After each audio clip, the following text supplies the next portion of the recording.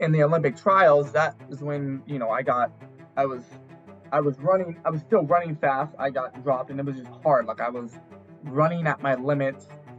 Nothing was cramping. Like I could push as hard as I wanted to. I was in the fitness to push as hard as I wanted to. It was just hard. And I remember just like going back to like telling myself like to relax and like, I had like a real big motto at the time that like running is easy, and the marathon is easy. So I'm just like, I don't have to like fight through pain and suffering this last 8 miles because I humans just can't really do that. Like that's not the best way to run fast. It's just to grit through pain. So I'm just like, I'm gonna relax. Like I'm just gonna find a way to do it and just like relax and like have fun, but just more just like relax and like find a way to feel good while running. And so that's basically what I did. And I went from like 20th to 7th in the last like 10K. Hey guys, welcome to the Run Free podcast where we talk about training using our holistic 5 principles. These are the principles we use every day in our training programs. At Run Free Training, we offer online coaching programs where you get a personal coach, you get access to our nutritionist, Joe Butler, the form analysis with our 1% coach, Mitchell Robertson, you get access to our online e-course that teaches you about each of the holistic 5 principles. Coaching packages are only $199.99 with a 6-month commitment. And with that, you also get 30 days of free coaching. You can sign up for coaching by creating a profile in our athlete portal. Find the link in our podcast description or head on over to runfreetraining.com. DM us on Instagram or sign up for a free consultation on the website if you have more questions about the next step. Well, CJ, welcome to the podcast. Thanks for joining us, man. So first off, you just ran a marathon. So you actually did a 50K where you set the world record en route to doing the Valencia marathon. But things went a little sideways there. Could you tell us a little bit about just your experience racing over Valencia? Yeah, it was my first international marathon or first international race. So I traveled over to Spain. I had jet lag like pretty much the whole time, or at least up until the race. So I was just trying to sleep as much as I could, like in the middle of the day. Um, and then, but I felt fine like during the race, warming up, and like my energy levels felt, or at least I felt like they felt good. But I think my body was just messed up because right when I started, maybe less than a mile in, my stomach started feeling weird, and then I felt like I kind of had to go to the bathroom, and that's happened like, I mean, a lot, especially in like long runs. And so I was just kind of like, okay, I'll just kind of go a little bit because normally like you're pretty flushed out before a race, and I thought I was. And so, I just kind of, let some stuff out. There was no relief, and I just kind of kept going with that cycle for Gosh. like 10K because there was no bathrooms. Um and I was weird because I was getting like no relief, and I was like, how is there more, like, yeah, it was very uncomfortable. And then I found a bathroom, and I went, and I was like, how is there this much in me, I guess. And then I tried to be as quick as I could, but I was a mess. And then I tried to keep running, and I didn't feel any better. And then I just like kept going, and I don't know what happened. And I tried to run another like 3 miles, but if you ran like that, it just hurt. Like my back hurt so bad, like everything just hurt, and I just kept going. Like I don't know what. I didn't eat a lot. Like, well, I never eat before a race, before a morning marathon. The dinner before was like very little, just a little bit of carbs to keep you topped off. I didn't have lunch because I was sleeping.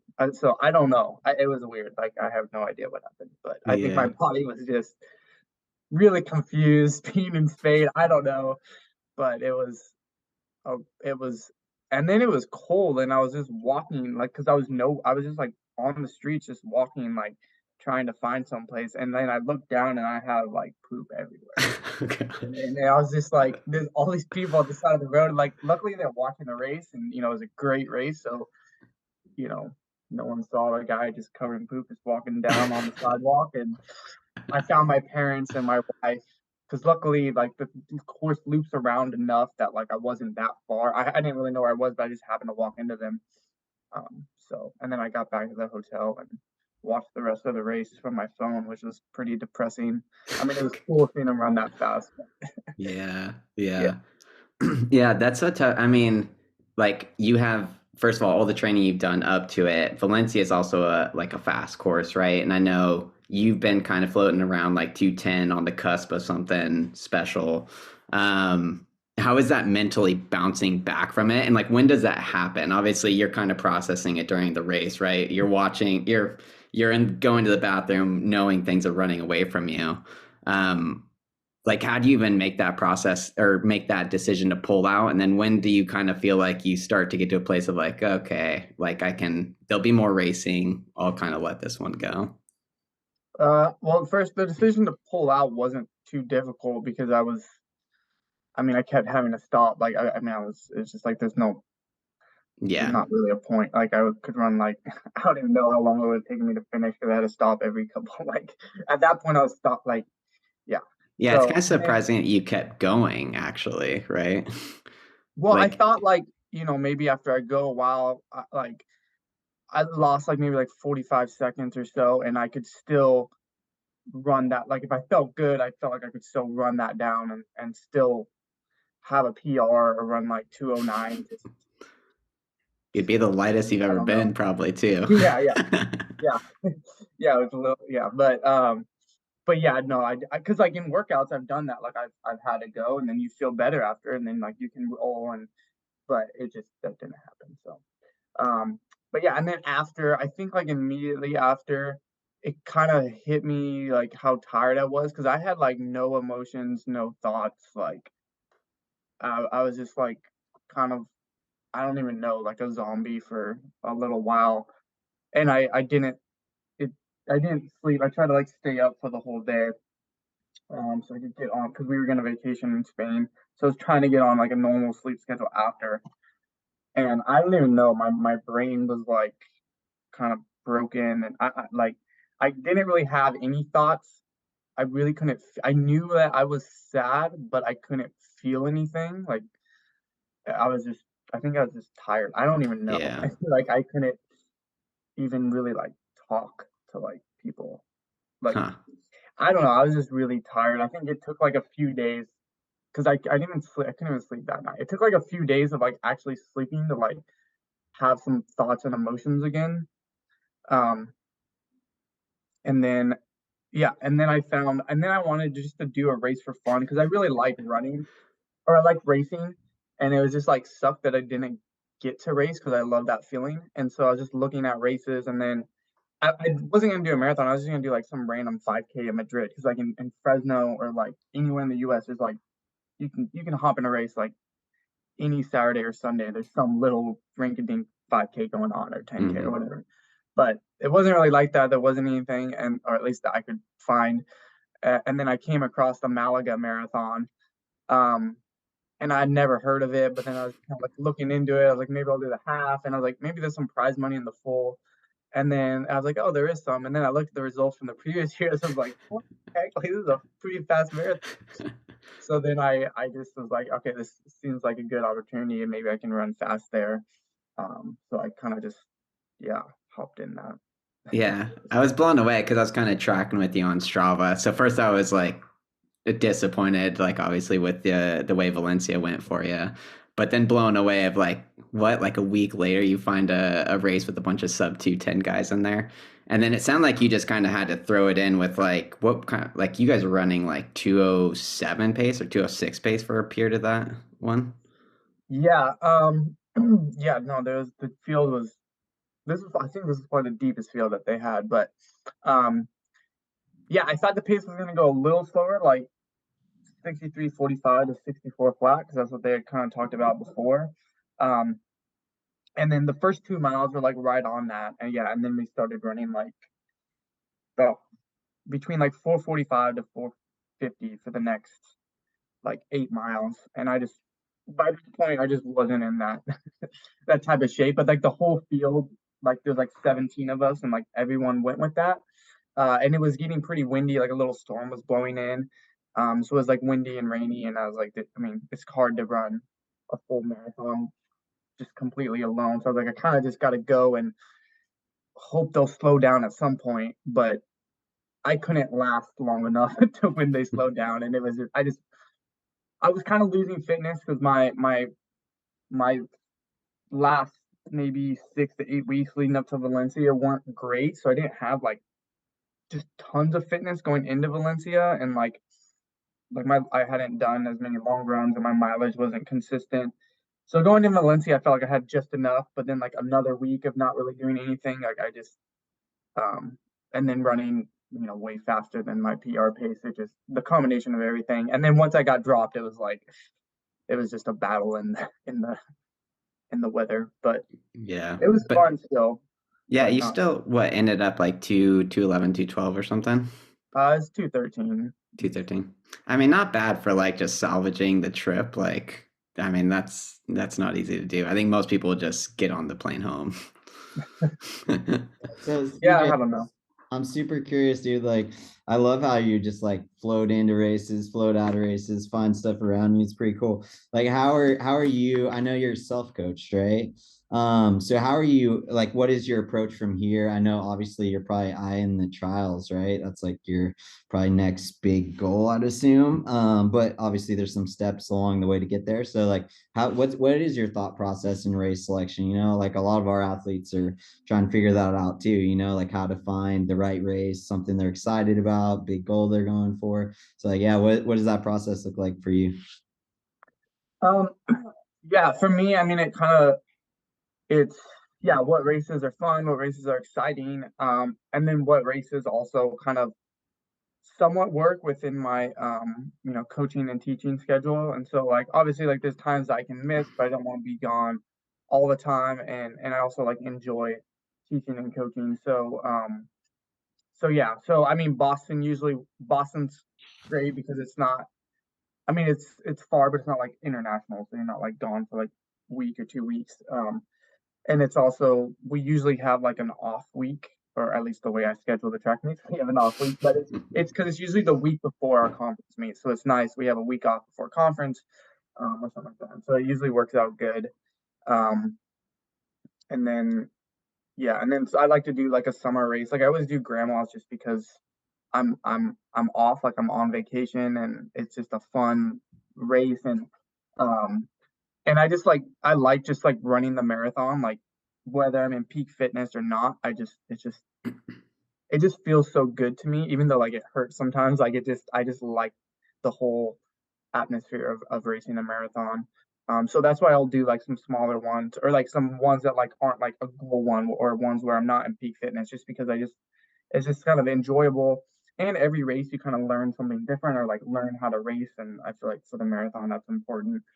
Um, and then in the fall, yeah, like I just chose Valencia. I just wanted to run fast because I've been running Boston the last few years, and it's not, if if you get a good wind, you can have a PR, but typically it's not a It's not a fast PR course, course, right? or just up and down. You never really know. So I wanted to run a fast course, and Valencia was perfect for that. Um, and yeah, I mean it didn't work out this time, but um, yeah. So I guess there's just different factors, but Yeah. So what's next for you? What are you thinking? I'm doing Boston. So that's like the goal thing. Um, I'm signed up for Houston mainly just as like a training motivator, so that in the next like 4 weeks I do something. You're talking So about that. and normally that's like a 211, 212 race. So I kind of want to just be able to go and have like, because that's normally around like my long run pace when I'm real fit. I won't be quite that fit yet, but I just want to be there, have a good run, and maybe close hard. But mainly just so I train the next 4 weeks, because it's when it's the winter and it's cold, and it's when I'm over 10 weeks out from a marathon. I don't know what, mentally it's like really hard for me to like run by myself. So Stay down because so I just you're sign up for stuff just like so I can do it. And then I was gonna do the half, but I don't know. I don't really know. are I just you kind of, yeah. are you doing And like the grandmas this year? marathon.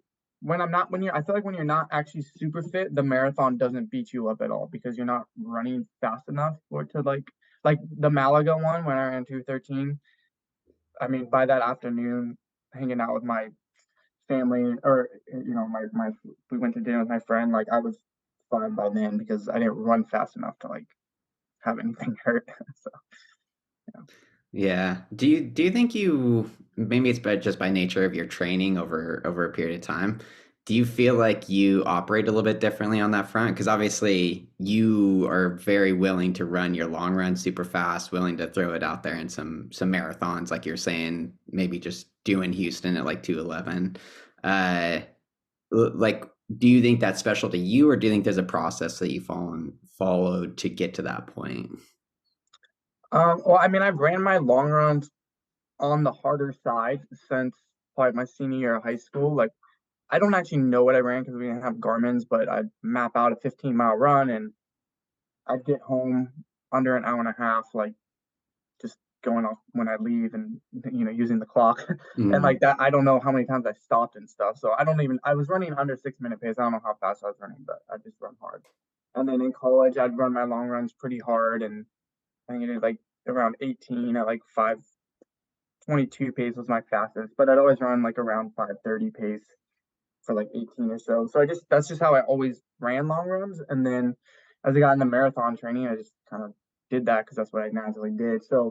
Um, so yeah, I mean, after you do something for like 10 years, it's not really that, it's just kind of like a normal thing. So it's not like I'm like pushing, it's just like, well, I mean, I am pushing, but it's not, it's just like doing like tempo runs. Like if you've never done a tempo run, it's like, oh man, this is really hard. But if you've been doing tempo runs since junior high or high school, they're not really that big of a deal, and like you'll recover fine.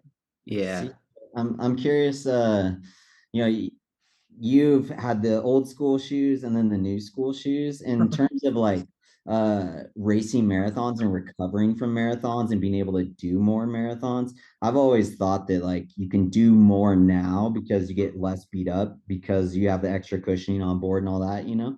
But I was curious to see like if you notice a difference. Like, do you feel like you can run more marathons now, run harder long runs, like train in a different way because of the extra cushioning and the less beat up your legs are getting? Yeah, I mean, there's definitely a difference. I mean, I was doing that before I got the shoes because I don't think I got my first pair of like super shoes or whatever till like 2019. So yeah, but like before then, I mean, I remember my first marathon build. I did like a 50K run. Well, I did like a marathon in training and then a 50K and then some other long runs just like right away. I mean, like 8 weeks into training, I was doing that and I was recovering fine. Then when I did my first marathon, I mean, these are small marathons, so I probably wasn't running all out, but I ran the Fresno Marathon, and then the next week I went up to Monterey to do the Monterey Bay Half, and it got canceled because of smoke. But I still ran like there was some sub 60-minute Kenyan. I randomly like everyone was out running anyways. It's funny, but randomly like ran into him and we did this like tempo run for like 9-10 miles under 5 minute pace. And then the next week I ran the Bakersfield Marathon.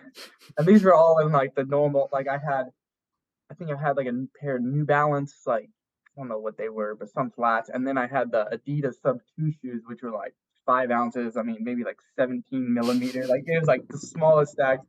And I ran in those too. And yeah, so I mean you could do it. And then I did the Modesto Marathon, the Sacktown 10, and the indoor marathon, all three of those like back to back to back weekends. So two marathons with the 10 miler wedges in between. Those were all in just the original Brooks Hyperion flaps. Just to Shout kind out of to the get out there. Hyperions. Yeah. So, but I don't really know how I recovered. I mean, I recovered well, but these shoes now, I mean, you can definitely do that even more because it's yeah, they definitely take some impact, a lot of impact off. And yeah, I mean, Brooks is coming a bit. We're on our fourth iteration now, and the new shoes.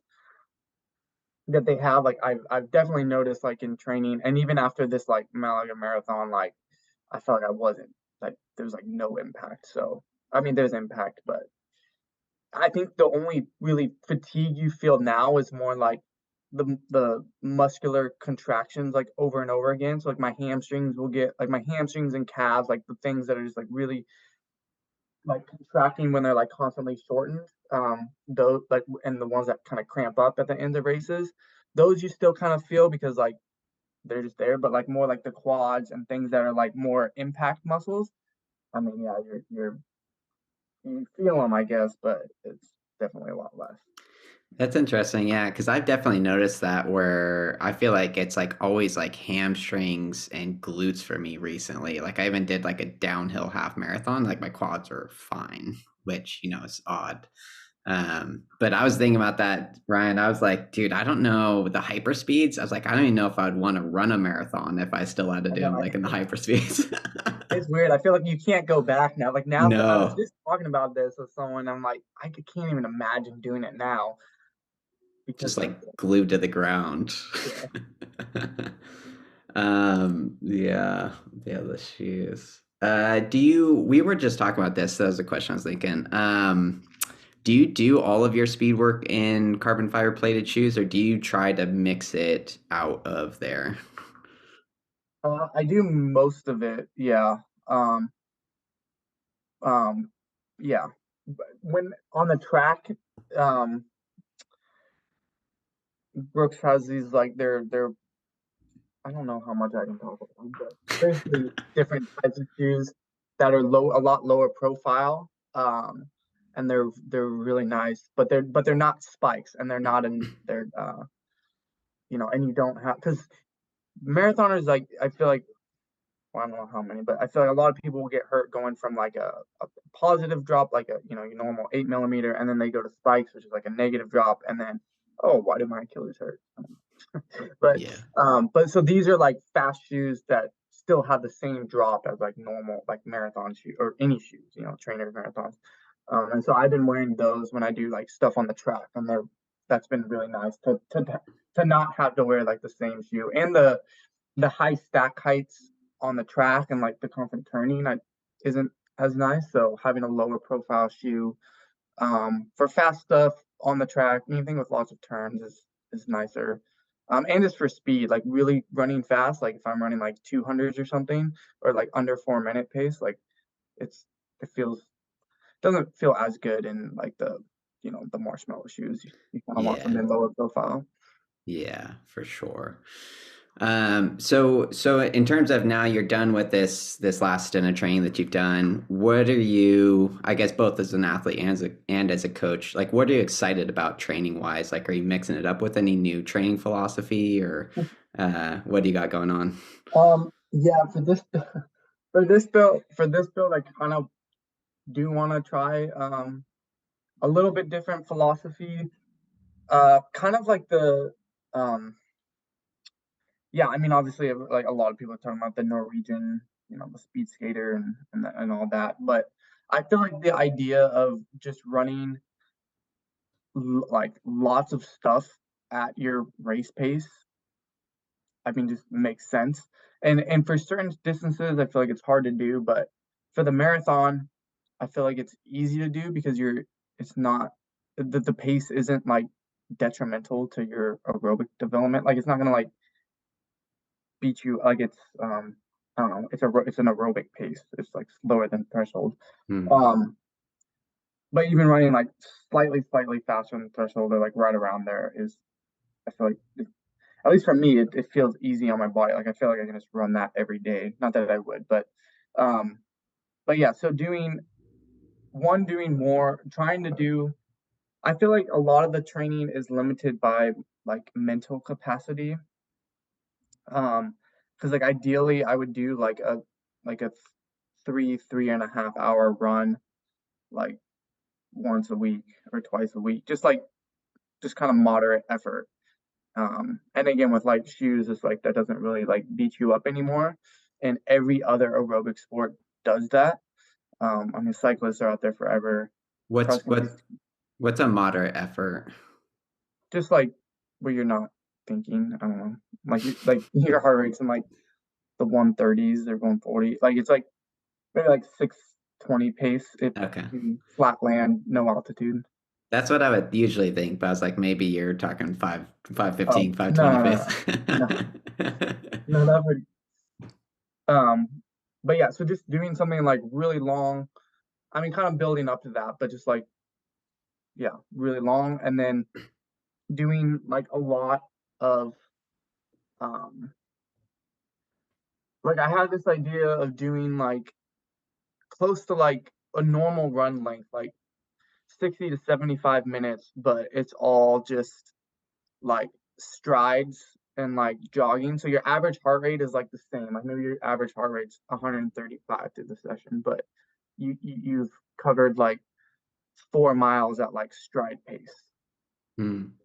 Okay. And just because like in the marathon, I feel like it's so like anyone can run 440 pace. Well, not anyone, but any professional athlete can run 440 pace. Your threshold isn't like you're not limit. Most people's thresholds are that or faster, and so like the only reason you break down is because like neuromuscularly like something like your muscles are like just getting less efficient, so you can't run 440 pace anymore. Now maybe your threshold like 455. Like you just whatever rate you break down is the biggest limiting factor. So like running, I feel like the running fast is like the best seems like the best way to improve that. Hmm. Um, because it's just more of a challenge, like a, I don't know, a challenge or more of a It's I don't like know. you're It just you use it's more like you're asking everything to fire even yeah faster, right? Yeah. yeah not like crazy, not like full sprinting because you can only do like maximal effort. Like the nervous system can only handle like true maximal effort. Like you can't do that very much, but just like yeah, Yes. strides. So what do you, I was curious about that, CJ. Like what do you do for your short, fast stuff? What is it like, 'cause, you're kind of known for these big long runs and stuff, but I was curious about like what you do for your shorter stuff.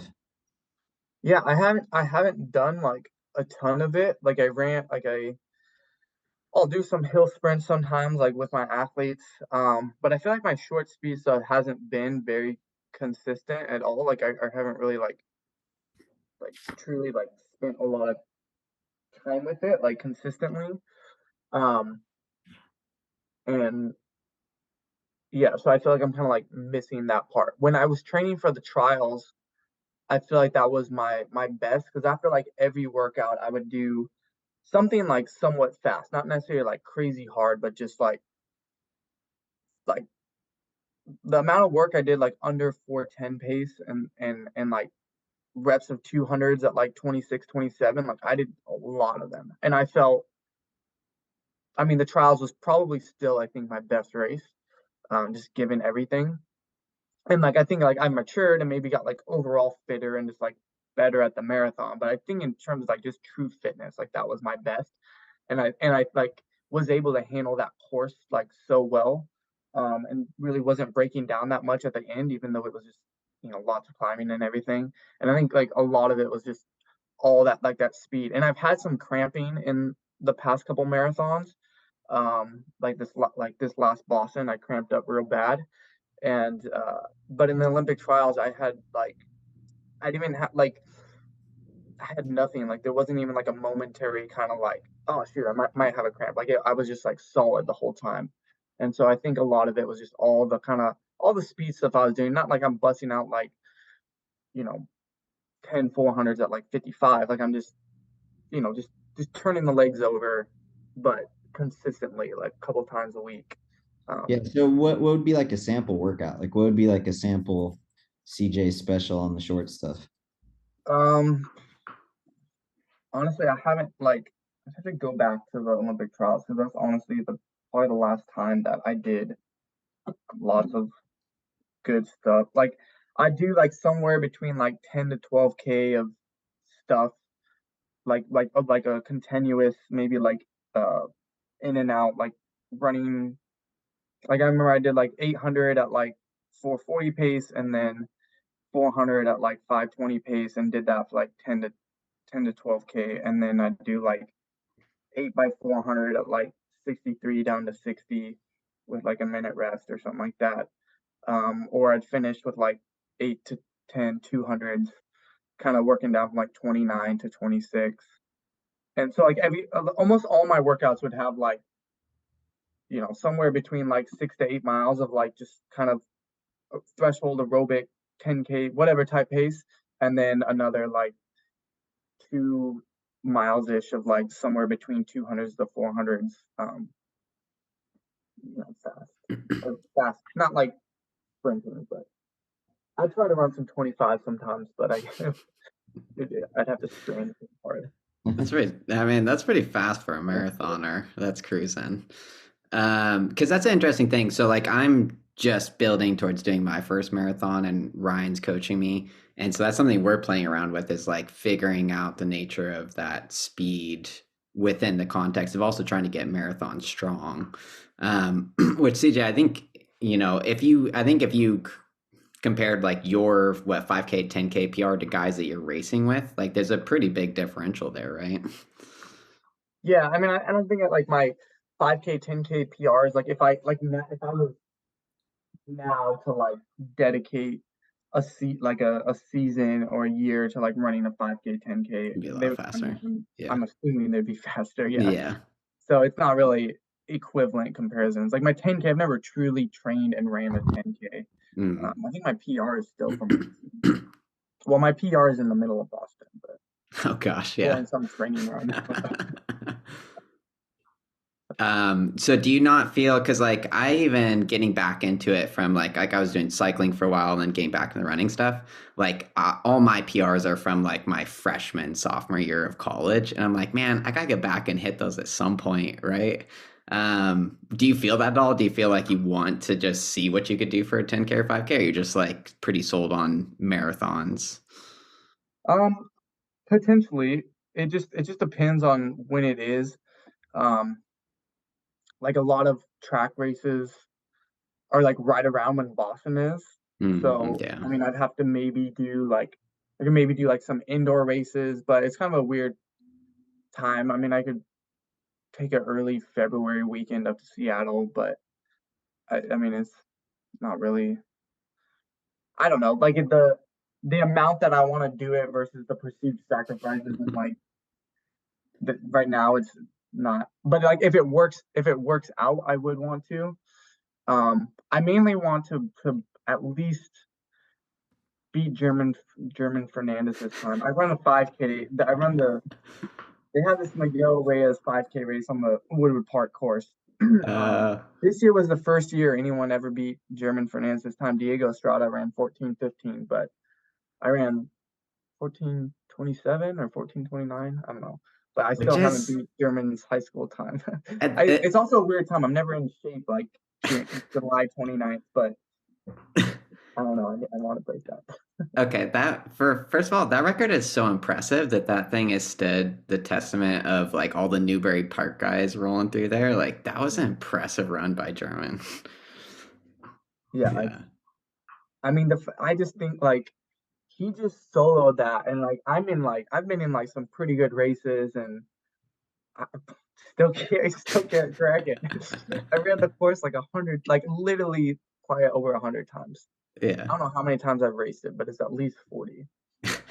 Ryan, FYI, yeah, CJ runs at Woodward Park like all the time. Like I live like across the street. Like I can basically see it right now.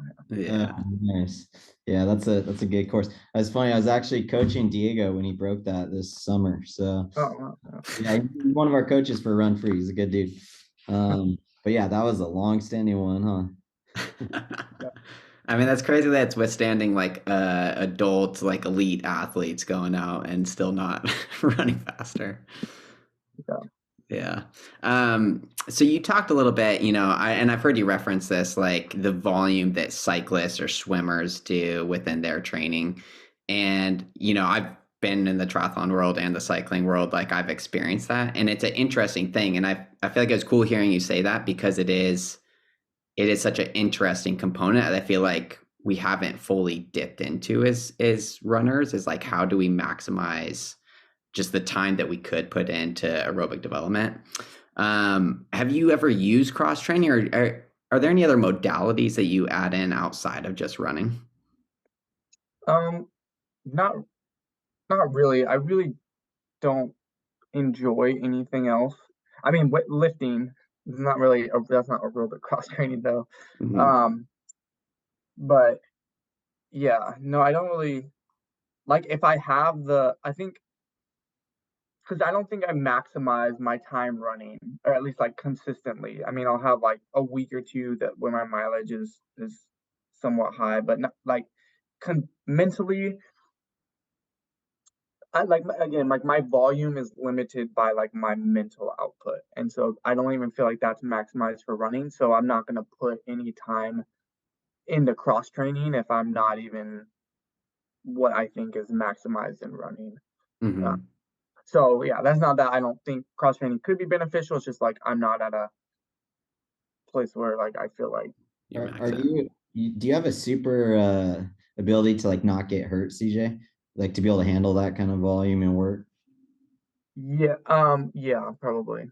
I think that's since when I've never I don't think I've ever gotten hurt when I've been in peak training. So almost every time I've had injuries, it's when I've taken some time off, or like you in high school you build up again in the summer.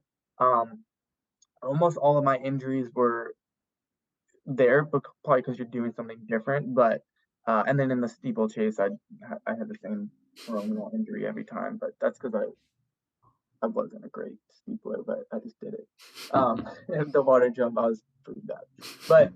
But besides that, like peak marathon training, yeah, when I'm like really running a lot, I don't think I've ever been hurt. I think you kind of get in a routine, and when I'm doing the volume consistently, like yeah, my body is adapted, and um yeah. Yeah. So What are you doing? You mentioned lifting. What are you doing in the weight room? Anything in there do you think is helping you stay healthy? Because I know that's like a hard thing for athletes. It's like Sarah just got IT band. It's been bothering her for a while, and it's just like something that popped up, like we were right in the middle of it. Everything was clicking. She's going great. And then dang, IT band. So is there anything that you do like in the weight? Well, first off, I'd just love to hear what your routine is in the weight room, but anything in particular that like you think helps keep you healthy? I think what keeps me healthy isn't necessarily what I've been doing now, but it's just growing up. And I think I've said this in other things, but just like growing up, I played like every sport. I just did everything and did a lot of weight bearing sports. I played a lot of basketball. So I was always jumping.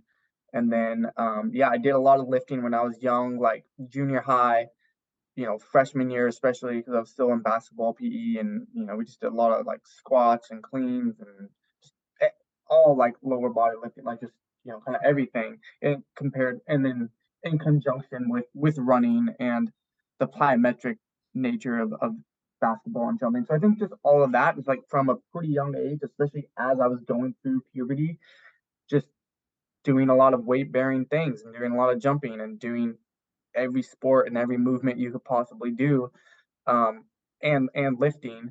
I think just and genetics, like, but just all that played a role in my overall coordination, my bone density, my muscle, like just everything. And so I think that just kind of set the framework. So then as I was running more, like I had a base to do that, and then yeah. So I think that's like the biggest thing, because a lot of that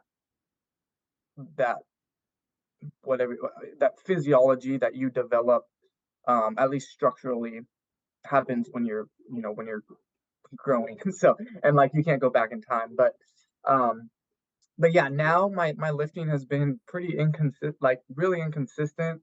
So there's no like routine that I have. But before the 50K, i I lifted for like 4 weeks. Just kind of did everything. I did a lot of like upper back, like a lot of rowing type stuff, like row machine type stuff, and pulling, like, so lats and upper back, and then just all legs, like a lot of hip thrusts. These glute extension things, step ups, like weighted, like as basically as heavy as it goes, step ups, lunges, or walking lunges, leg press, leg extension, kneeling hamstring curls, uh, like hip abduction, adduction, and then calf raises, and then like seated calf raises. Um, yeah, Yeah, like nice. back extensions. Basically like every leg, every leg one. I didn't do deadlifting as much. My back, like, I don't know. I just have a very bad back, so I have to have the weight like really high, because if I bend down too low, um, I don't know. I felt like I could just do other stuff. Like I could do hip thrusts instead of deadlifts. And then I just was trying to build up my back with back extensions. And but yeah, I did it for like, I was doing it for like 4 weeks. And in that 4 weeks, I gained like, I mean, a lot of the strength was neuromuscular, but I gained a lot of strength. And my wife was like, "You look different," like like very quickly. Like I think my body also responds well to that. Um, and the 50K, I mean, it obviously it went well, but I also felt really good during that. I didn't have any issues, and probably went out. But, well, yeah, I just it was good. Um, and then yeah, I don't know. I got out of my routine, like my like daily life schedule, and it was hard to like get back in the gym, and so I lifted like hardly at all the rest of the time leading up to Valencia. So I feel like though I'm trying to like, I don't know, it's just been a weird time for me, but I'm trying to like get a schedule and just like make my life like just very scheduled, like, and I just have to follow the schedule. Because I feel like that's the only way that I do well physically, mentally, emotionally, like everywhere. So like I feel like I need to be like a 4-year-old, and it's like, or no, like a like a little baby. They like stick to your sleep schedule and your eat schedule. Like we were never really that strict, but like we read all the books on it. I feel like I have to be like that. So I think if I can get a nice lifting schedule for like 4 months, like I don't really know what would happen, because I feel like I realize, because I remember being in high school and like when I'd lift, like I'd feel good and like I would adapt really quickly to lifting. And yeah, just like 4 weeks, like I just like my body just changed, and I was like, but like not, I didn't put on weight. Like it it was good for me, like for running too.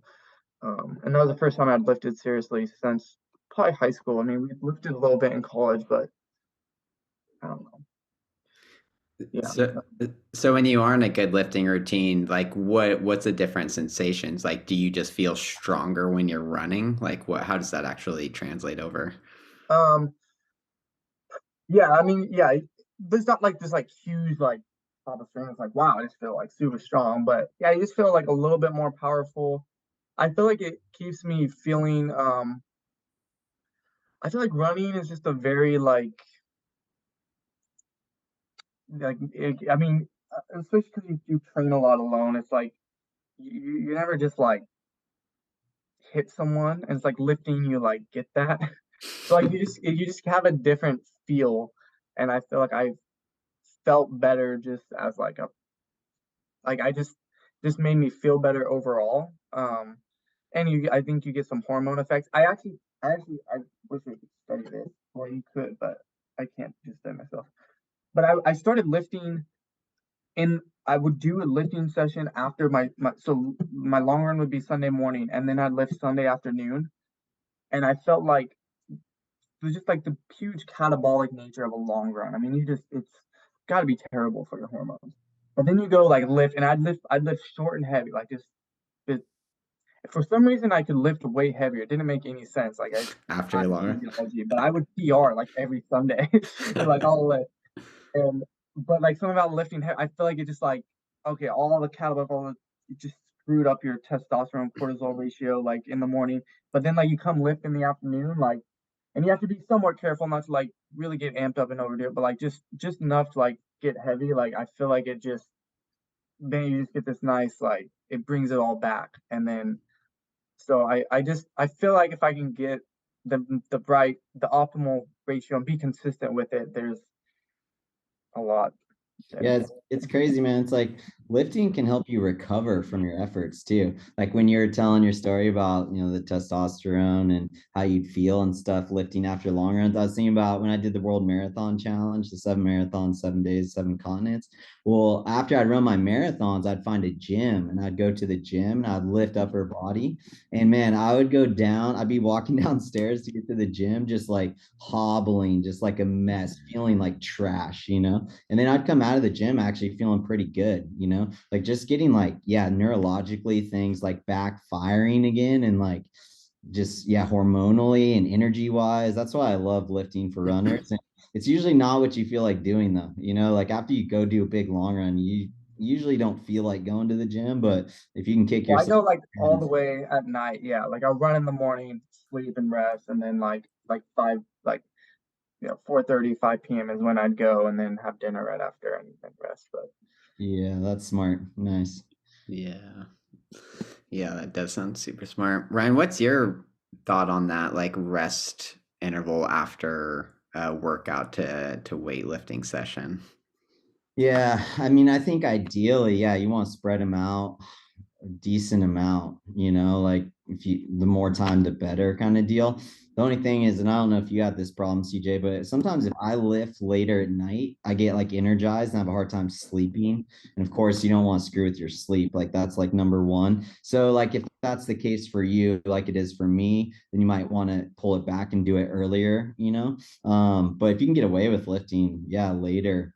The problem is for most people, I think, is like the day just gets away from you and then it's like 7 p.m. You're like, oh dang, I still gotta go lift, and you don't feel like it, and you're just like, I'm just gonna go to bed and do it tomorrow. And then that's not a good call, because you just did your workout and you're supposed to be recovering, and now you're gonna be lifting on your recovery day. So yeah, I don't know. Do you get energized at all, CJ, when you do a later lift like that?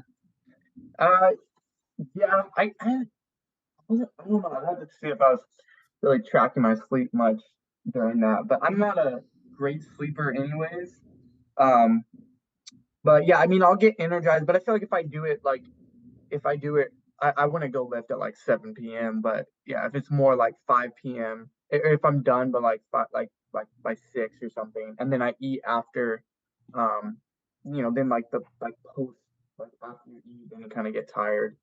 So, yeah, I wouldn't lift right before bed because I'm kind of amped, but I feel like lifting like 4 hours before bed, then like by that time, I'm because it's kind of like the same thing. Like after a run, I'm kind of amped, but then like 2 hours later, I'm like I'm dead. So, Yeah. Yeah. Yeah, yeah. Nice. Well, why don't we move on a little bit to talking about like the mental side of running? Because I know CJ, I think you put a lot of thought into kind of how you go about your mental game. Can you talk a little bit about the central governor theory and kind of how you apply that to your running? um, yeah. Well, I mean, yeah, that's like I think Tim Noakes' thing. He did a lot of like research with the central governor theory. Basically, like your brain, is controlling your limits, and your brain only like stops you before you reach your physiological and muscular limits. And so the way I kind of like interpret it or like view it is like basically like your brain doesn't really know exactly what those limits are. I mean, it's got a good idea and it's getting feedback.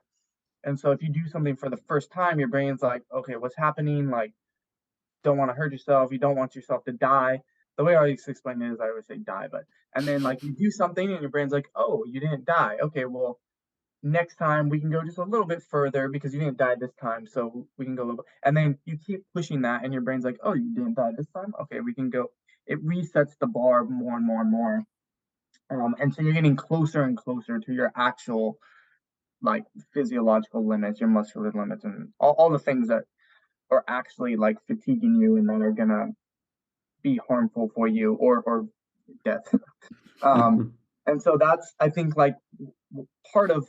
I mean, you do long runs for lots of reasons. You run in the heat for lots of reasons, but one part of it is the central governor. Like your heat's like I think a big one. Like your brain will start shutting yourself down, when your core body temperature hits whatever. And then, but if you've done enough runs in the heat, like your brain's like, okay, it can go. I mean, physiologically, you make a lot of adaptations and you prevent yourself from getting that high, but then your brain also shifts like what's acceptable. And Mm-hmm. so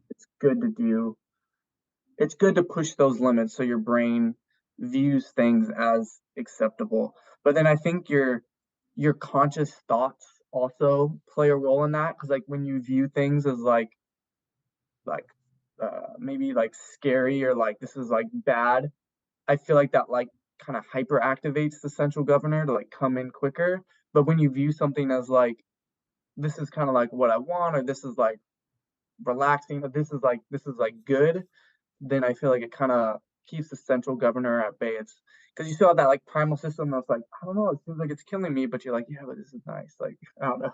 Yeah. Like you try to kind of like trick it. I mean, that's a little bit more made up in my head, but I Yeah. think every athlete tells you when you're relaxed and you're just kind of in the zone and you're not viewing running a marathon as this crazy thing that's going to be super hard and kill you. You like the winner of Valencia, that guy looked like he was having a great time. He So wasn't doing some hard thing that kills you at the end. He just was out there just chilling, running. yeah, totally. Yeah, and I like that thought process. I've heard you say that before of like don't like normalize it, right? Like it's not that crazy. And I think that sometimes, and I think of like videos that Ryan and I have done for 10,000, they want to make everything look like, oh, it's this gnarly challenge. But I think as the competitor, like viewing it as a very normal thing you're doing is like really smart.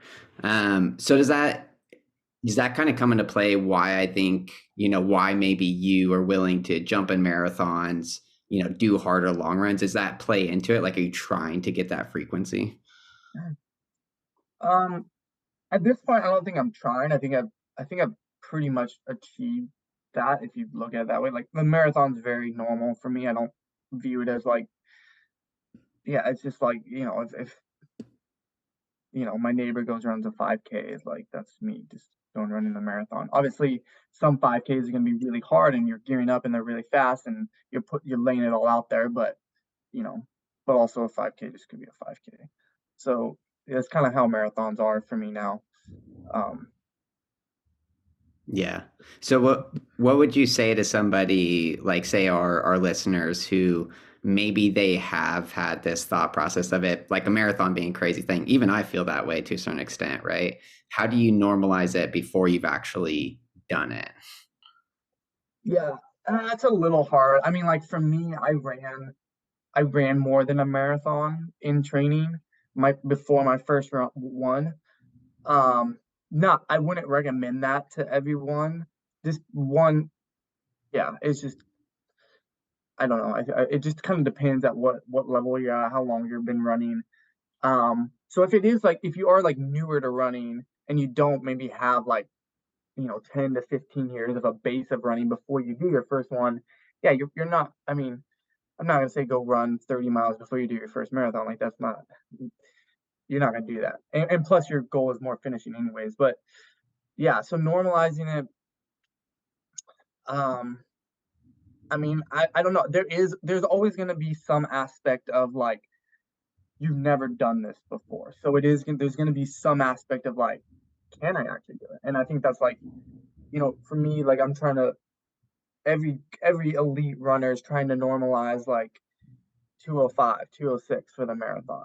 I've never done that before. I've ran that pace for a little bit in a marathon, but like, so I'm kind of in the same position as a lot of like first time marathoners, new marathoners. How do I normalize 205 in the same way they're normalizing just running a marathon? So it's like, I don't really know how to get there. It seems like, I don't know, it's hard.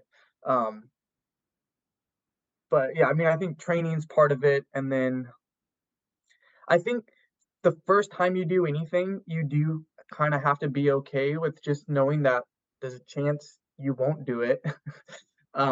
But just not letting that like overwhelm you, or just like keeping like a healthy, like, yeah, this is a challenge and this is fun and like I'm attacking the challenge versus like this is scary, this is like defeating me, like why am I even doing this? Um, because yeah, it's just not going to be normal because you've literally never done it. I think is the most realistic way to look at it. Yeah. Well, I think that's like you can maybe make peace with like the, quote unquote failure part of that, right? Where maybe it doesn't go exactly the way that your optimal performance would be, but like that's part of the process of discovering to doing it your first time, right? And then I think maybe the takeaway too is like you're making progress just by having done it before, right? Now you're at least one step closer to it being like a more normal process. I think too, like the cool thing about trying to do something you've never done before is it's very hard to replicate how exciting it is to do something for the first time. Yeah. Like when you've never done something before and you're clicking off splits and you're looking down your watch and you're like, is that right? And like you're getting so excited out there and that excitement builds momentum. And then pretty soon you're just freaking running out of your mind, right? Like that's like how that happens. So there are some like positives to trying to do something you've never done before and then having that come together. But in my mind, honestly, I think the fitness has to be there. I think a lot of people like you try to think yourself into these performances, and there is something to be said for that.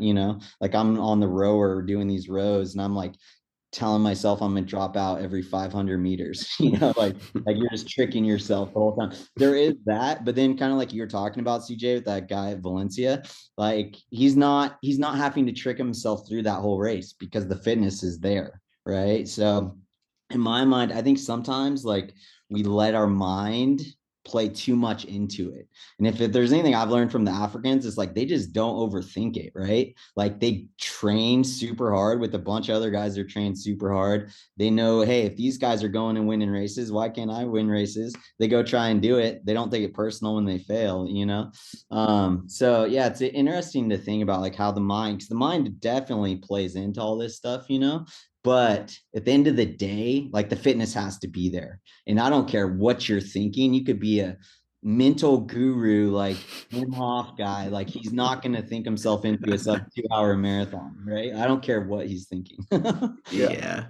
Yeah, Yeah. that mental normalcy, I think, comes, yeah, it all comes in training. Like, having that, like, if I'm, like, when I think about like normalizing like 205, 206, it's like, okay, when I'm in training, like 445 pace is just comfortable. Like, and so if I'm in 210 shape and I walk out and like, oh, I'm gonna normalize 205, like that's not gonna happen. But if for like years and years, like 445 pace becomes just more comfortable, and I've worked at that for years, and like I've started doing workouts that a 205 marathoner would do, then maybe I will show up in 205 fitness. And then it's still going to be hard because even when you have the fitness, the first time you ever race to your actual fitness and PR, like by a lot, like it doesn't always have, like it's I don't know, it's weird. Like there is that mental aspect, but 95% of that, what it was, the mental normalizing to get your fitness where it needs to be. And that's like how gonna be how it, yeah,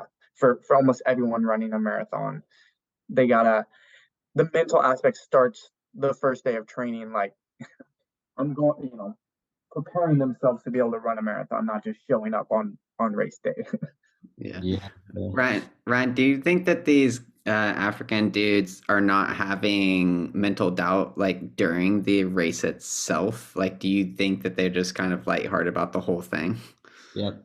Yeah. I th- and so, like I'm friends with them. I train with them. Like I know, like I know, when you're really good friends with someone, like kind of what's going through their head. It's kind of Yeah. like that. Like you can just sense like they're just totally present in what they're doing, and they're not worried about anything. They're just like letting it flow out of them, and whatever it's going to be, like it's going to be, and they're fine with it.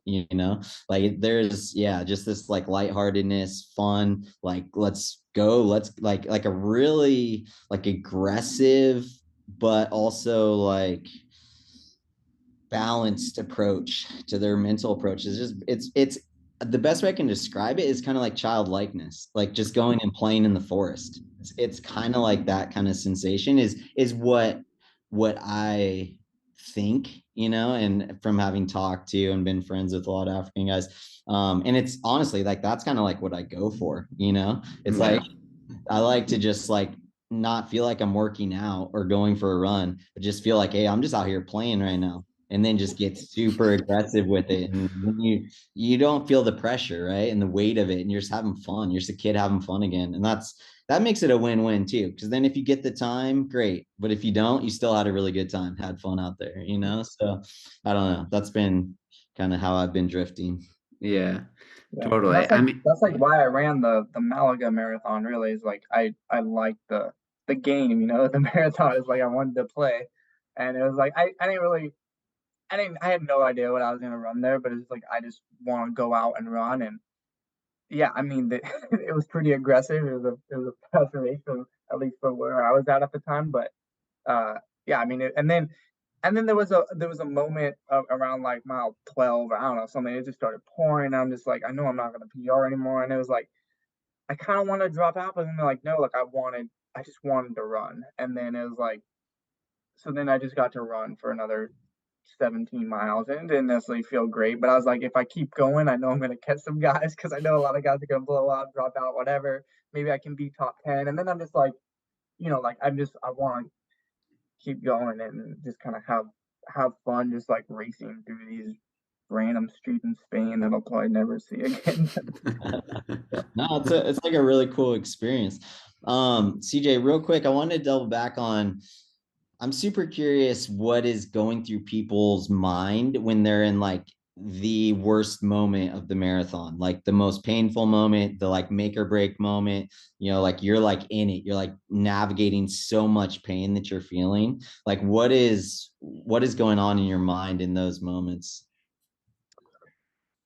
um, I guess, well, I'll give two different types. So like Boston this past year, um, when I got dropped, I was cramping. So my maximal effort that I was giving, I felt like I couldn't give. It was just like my muscles kept seizing up, and I couldn't do anything about it. And so that was just really frustrating. You're trying breathing techniques, you're trying all this stuff, but I mean, at the, like you, the end of the day, it's like I was just physically fatigued, and for whatever reason you cramp, I was cramping. So that was just like frustrating because you can't push through it. There's really not a lot you can do. Um, I mean, I felt like I managed it the best I could because I finished and didn't run super slow. But then in the Olympic trials, that is when I was I was still running fast. I got dropped, and it was just hard. Like I was running at my limits. Nothing was cramping. Like I could push as hard as I wanted to. I was in the fitness to push as hard as I wanted to. It was just hard. And I remember um, just like going back to like telling myself like to relax, and like my I had like a real big motto at the time that like running is easy, and the marathon is easy. So I'm just like, I mean, I was just everything was just like hard, but I was just like, okay, like this can be easy. Like this isn't like I don't have to like fight through pain and suffering this last 8 miles because I humans just can't really do that. Like that's not the best way to run fast. It's just to grit through pain. So I'm just like, I'm gonna relax. Like I'm just gonna find a way to do it and just like relax and like have fun, but just more just like relax and like find a way to feel good while running. And so that's basically what I did. And I mean, I went from like 20th to 7th in the last like 10K. And not really because I was running crazy fast. It's just like everyone was kind of struggling, and I was better at struggling. um, so yeah, but I think yeah, it's not necessarily pushing through the pain, like feeling more pain. It's just like finding a way to like not feel it. I don't know. I don't know if this is the best way, but I always tell like my college athletes, I'm like, if you're feeling pain in a race, like you're really feeling agony, then like you're not racing. Because like in my mind, when I feel too much of my own body, then like I'm not racing anymore. Like I'm too concerned with myself. Which early on in the marathon, you got to tune into what your splits in your body. But when you get to the last part, like you just gotta run, and like you just gotta want to beat people, and be focused on like keeping yourself relaxed, but also just like you know, there's other people in the race. Like it's not just you, and so beat someone. And so I think like when you get when you really get focused or when you really get like engaged in the race, you don't feel all that like agony. Like I remember actually in college, one specific race I was hurt and I was running a 5K, but I was engaged, like I was locked in and I was just like zoned out on the people in front of me. I was kicking when I wanted to kick. It wasn't like I didn't run like crazy fast or anything, but I felt good the whole time. I performed well for the race and my fitness. Right when the race ended, I couldn't walk. I had to lay there for like 20 minutes because of this throbbing pain. But I felt absolutely nothing during the race. I'm like, that's not that you should always do that, but that's like that's how you that's what it should feel like when you're racing. You don't feel all this pain. And in the marathon you're going to, but you have to like refocus. It's like mindfulness, like it's not to not think about anything. It's just like when you catch yourself thinking about whatever you're not supposed to think about, or you're not focused on your breathing, you're just like, oh, my mind drifted. I got to bring it back in. And so it's like when you feel like, oh, everything hurts. Oh, I'm thinking about my own pain. I got to bring it back in and think about relaxing and thinking about zoning out on the person's back in front of me or catching that group in front of me. Yeah, honestly, that's such a interesting process that it scares me a little bit getting into the marathon stuff because I often think of it as like we're not runners, we're like survivors of time, where you just gotta let time like flow over you, you know? And Ryan, I know Sarah's comment about like counting backwards from her split time, right? She'll count like whatever 300 odd seconds. And it's such an interesting thing, I think, to be like kind of checked out and checked in at the same time. Like when you're talking about not feeling it, being fully engaged in the race, but then also like you got a long time to go. It's not like you're all of a sudden sprinting by everybody. It's one move and now you're set. You're back in the game. Like how do you manage that moment by moment thing? Are you constantly falling in and out of like where you want to be in your mental state? Was this to me or to Ryan? There's CJ. Oh. Yeah, I mean, like in a perfect race, like you're just kind of zoned out. You're just letting your body flow. Your mind's mostly turned off. Maybe you turn it on to make like one big move or something, but you're just locked in and going with the flow. Um, in a marathon, you never have. I don't think I've had that like perfect race. It's like your mind kind of wobbles back and forth just because you're out there for so long. Mm-hmm. Um, so yeah, I think sometimes I'm just well, every race has been different for me, and I've led a lot of races. So I feel like when I lead, I actually zone out better. So maybe that's why I like leading because I just get to the front and I just run and I don't think about anything. I don't have to worry about looking at people's legs and not tripping on them. I just zone out and go. So ideally, if I could run every race in a tailwind, I could just lead every race. But unfortunately, there's wind resistance, and so it's not much lead everything. Um, but yeah. So yeah, sometimes like in Boston, like engaging with the crowd sometimes like is nice for me because it takes like I'm not focused on I don't know, I'm not like thinking about all the hurt that's in there or like it just kind of like it passes time because it's just like oh I ran a mile just kind of looking at people and waving or whatever. Mm-hmm. And then I can like lock in because like I feel like I can like lock in on someone's back, like just lock in the pack for like a limited amount of time. Like Mm-hmm.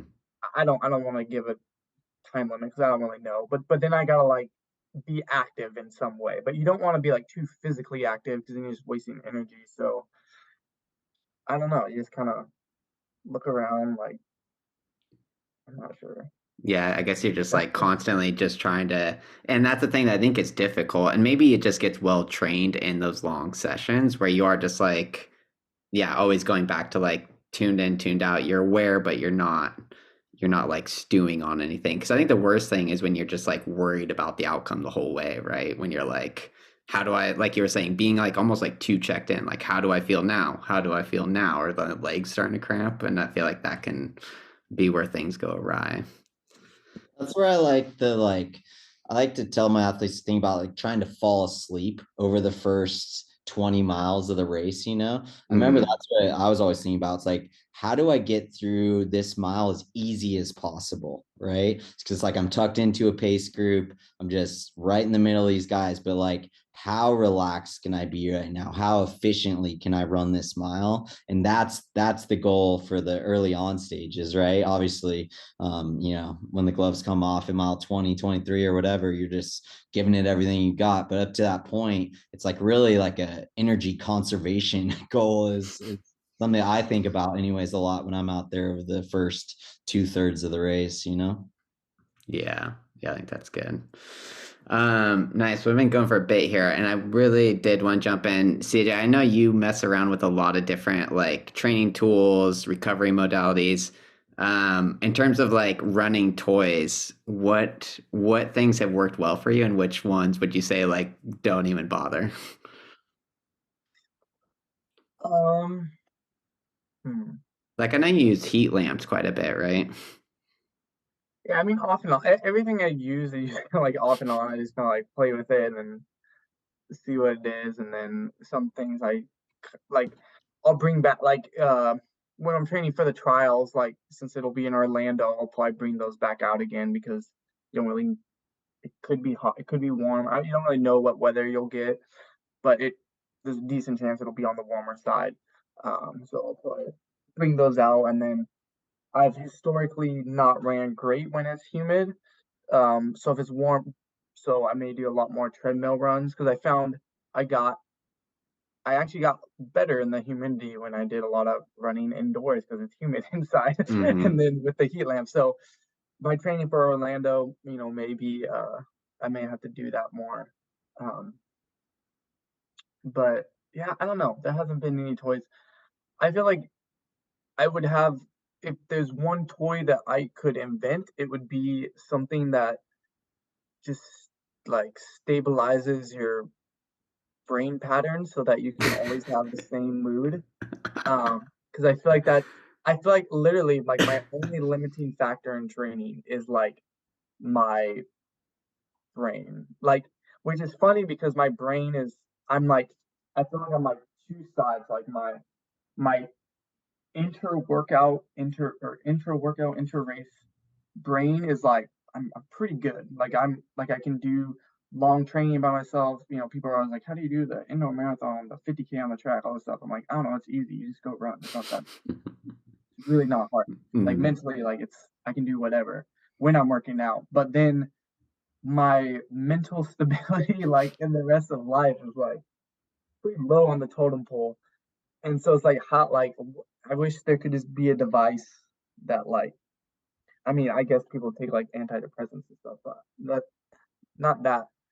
I don't know, just like something like to like make you more just stable. Neutral So then throughout. like I can just because there's times when you're not motivated and you have to train anyways, but I mean like just I don't know, it's just more severe, I guess. Yeah, because I think I've heard you say that like the emotional like ups and downs or stress levels, right? That has nothing Um, to do with running. Yeah. yeah, like that plays big into energy levels for you. I feel like I'm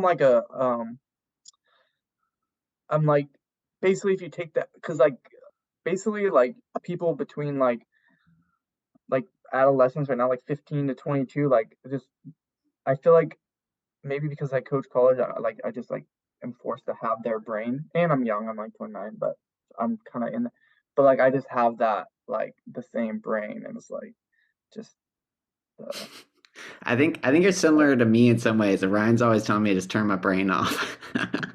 yeah. I can't.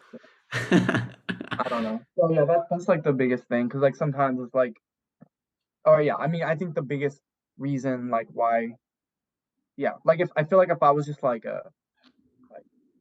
in a normal state of mood, happiness for like 6 months, like I'd like run crazy fast. So whatever I gotta do to get there, I mean, I don't know. We'll figure it out. Yeah. The past fall has not been good. Yeah. Well, how old is your kid now? It's 13 months. Yeah. I mean, that's not exactly the most stable part of life, right? I mean, it doesn't help. It doesn't Yeah. make it easier, but I mean, in some ways it does help because it helps and then it doesn't because like sometimes like he's just so happy for no reason. And I'm like, man, like I don't want to be the reason he's like not happy anymore, like bring him down, you know? So like then it's like, okay, you gotta like if there's more incentive to be like because I feel like you can also get um like almost comfortable with just kind of feeling bad or down in a way. But then like when you see like a baby or like, you know, now he can like move around and he's just so happy, it's like, okay, like you like and he's like your child, there's a pretty big incentive to be like a very, you know, a vibrant person for your child, you know. Yeah. Do you feel like that at all is like the training like effect of just the physical swing as well? Because I feel like for me, I use my mood as like a metric for whether I'm ready to go or not. Because I feel like if my mood is down, it means like I'm probably not well recovered. Maybe I need more sleep. Like, do you feel like it correlates at all with like your training program? Um like a little bit. Like I know like I may have so if I'm training a lot, like let's say like I'm in a good place and I'm training a lot, I may have like a temporary like okay, I feel down because I'm tired, like I'm exhausted. Um but in general, not really. Like in general, actually, I feel like I'm worse when I'm not training super consistently. Like during like COVID, like yeah, I feel like when I'm not training consistently, it's probably like worse. But yeah, it when you get overtrained, I feel like yeah, you can have the temporary moods, but the more like chronic, long, like kind of just like this is my normal state of mind right now. Mm, That's not really correlated. And actually, when I'm when I'm training at my best, like when things are like scheduled well and like I'm eating well and I'm on a pretty consistent schedule and I'm running a lot because I'm running twice a day and like it's like the same time like I'm you know like I'm just consistently running the same amount like that's actually when I feel my best like mentally and like everything like I would yeah so like I mean I could probably be running like 140 150 miles a week and lifting but if I had everything like scheduled right, like I could be also at my top mentally. And I know that doesn't make sense, but like that, I honestly like for me, that's probably there'll be one training block where I think it all comes together, and I think I'll also be like just at my most best feeling, and I'll just my output will be higher. Um, yeah.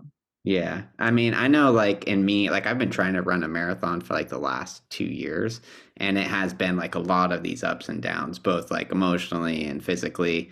And yeah, so I kind of get that a little bit of, it's like what it's like when it does all just kind of string together well and you get that positive momentum. Yeah, it's so much easier to just like keep it rolling than always trying to regenerate it, right? Yeah. Ryan, how do you feel? Like, I think it'd be interesting to hear your input, having been there as a marathoner, pro marathoner, now stepping away from it. Obviously, I think your mentality towards life and everything in general has evolved a lot. What do you think about all that? Yeah, no, I was just gonna tell CJ, like, just make sure you give yourself lots of grace, you know? It's like what you're trying to do is really hard and you're training at a very extreme hard level. So like, I mean, I was just tired all the time. Like I wasn't the most fun, happy version of myself when I was a professional runner. And that's like that was just part of the sacrifice like I had to make, Sarah had to make, family had to make, people around me. Like I had to take a nap every afternoon. If I didn't, I was gonna be in a bad mood like the whole rest of the day. Like so I mean just give yourself lots of grace. Like there's a reason why like guys in Kenya like disappear for 3 months at training camp and don't see their family, It's like they everyone struggles with this, you're not alone, I guess is what I'm trying to say. And I think it will. I know you got to figure it out now while you're still training and going, and it sounds like you will.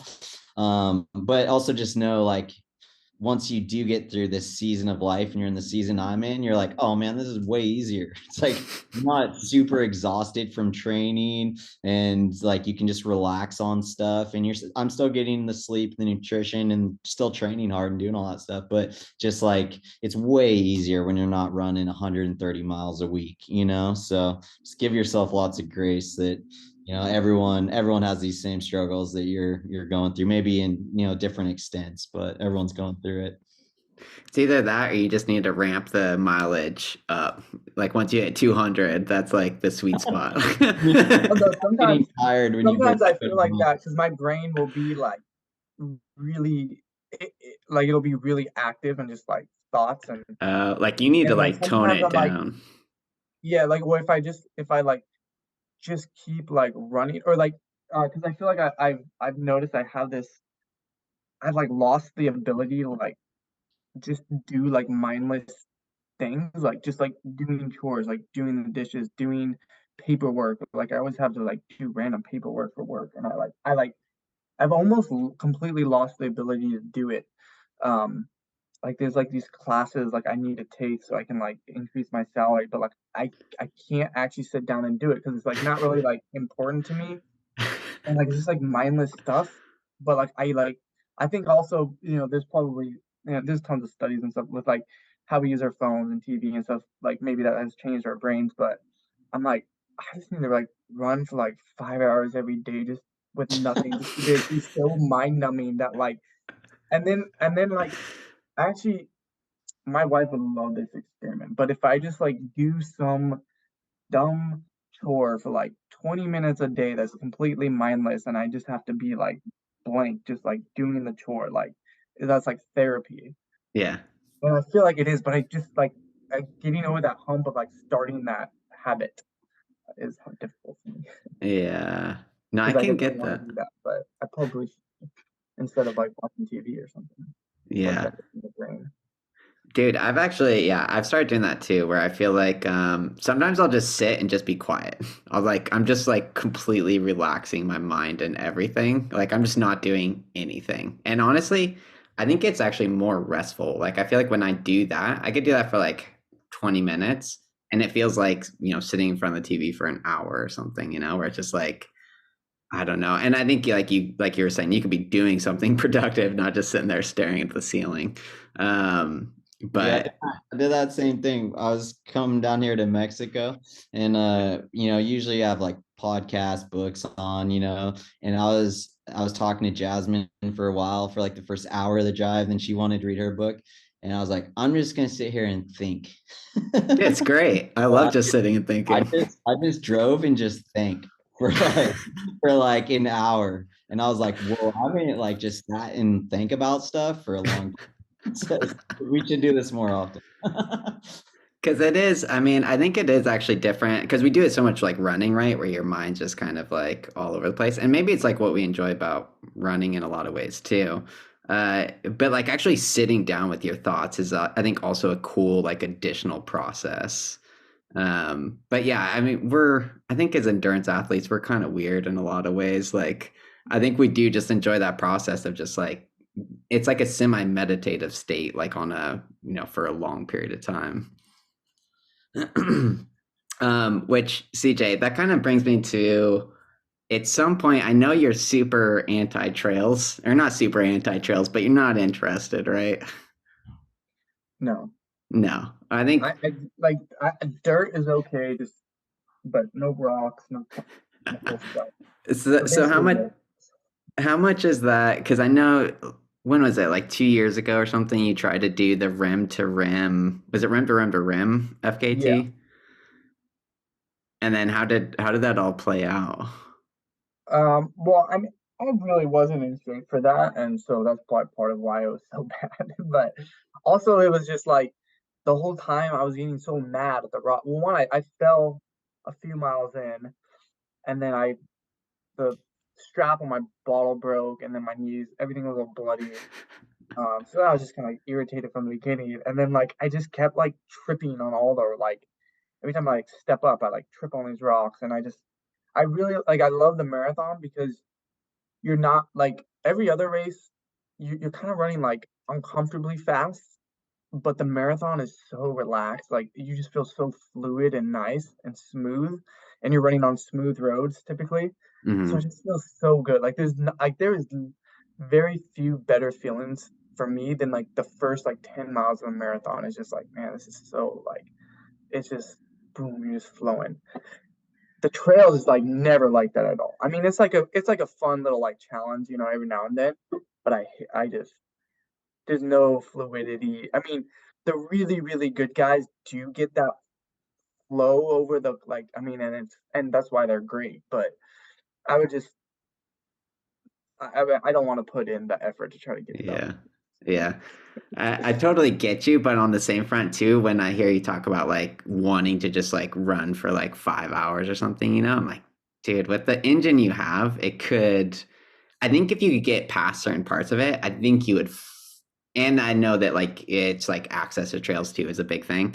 But if you were in the right place and you got in some time, I think you might fall in I love with it. may run Badwater because a lot of it's on, like, road, Yeah. Is it and I mean, exclusively on road? it's a brutal I mean, it's 130 miles and in Yeah. Death Valley. It's got all the things. Heat, just don't die, basically, and then you may win. Yeah. That's Yeah. like, I can do that.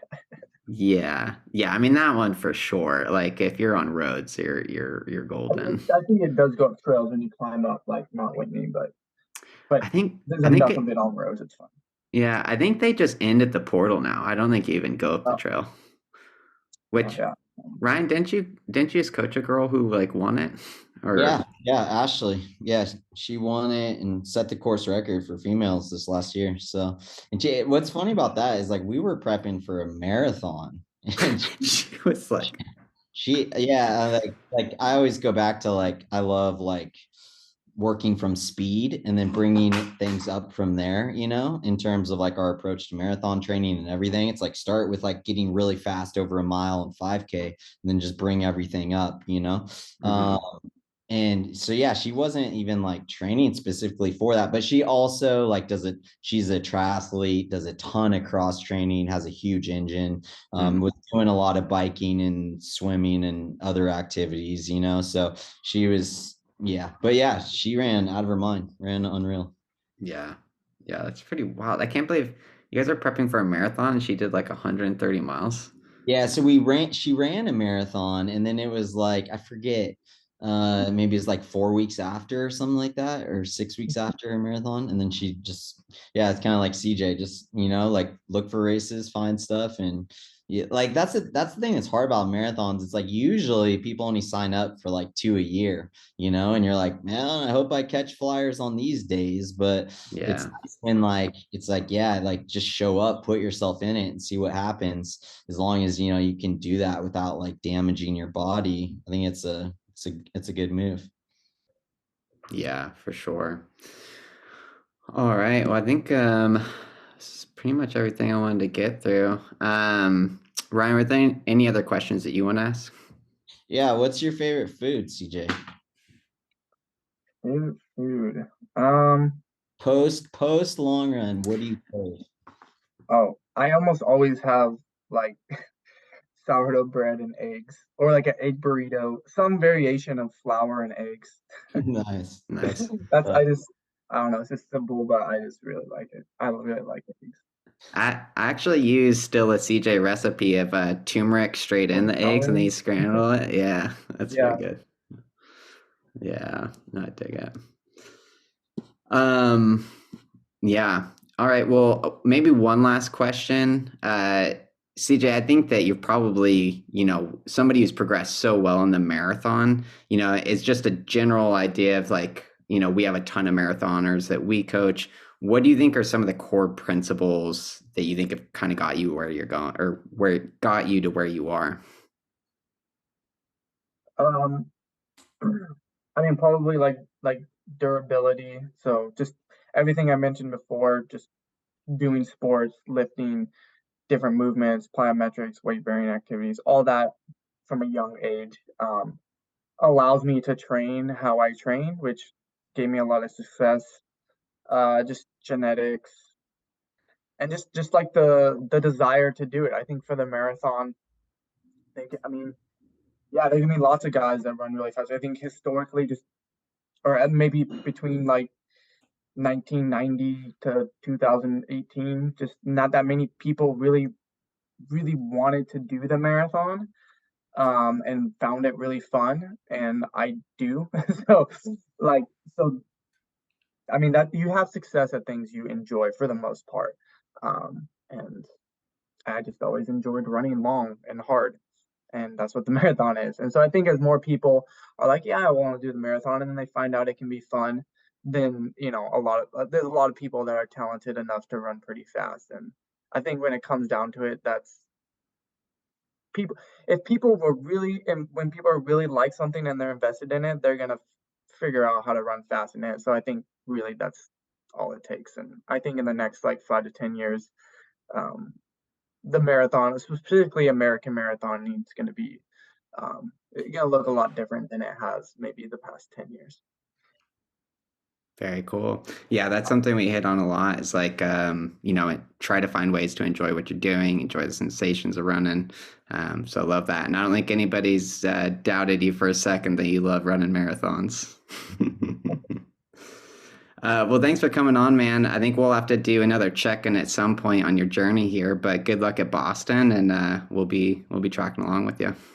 All right, sounds good. Thank you. Yeah, Sweet. thank you. Thanks for coming on, man. Appreciate you taking the time. Sweet. Thanks, CJ.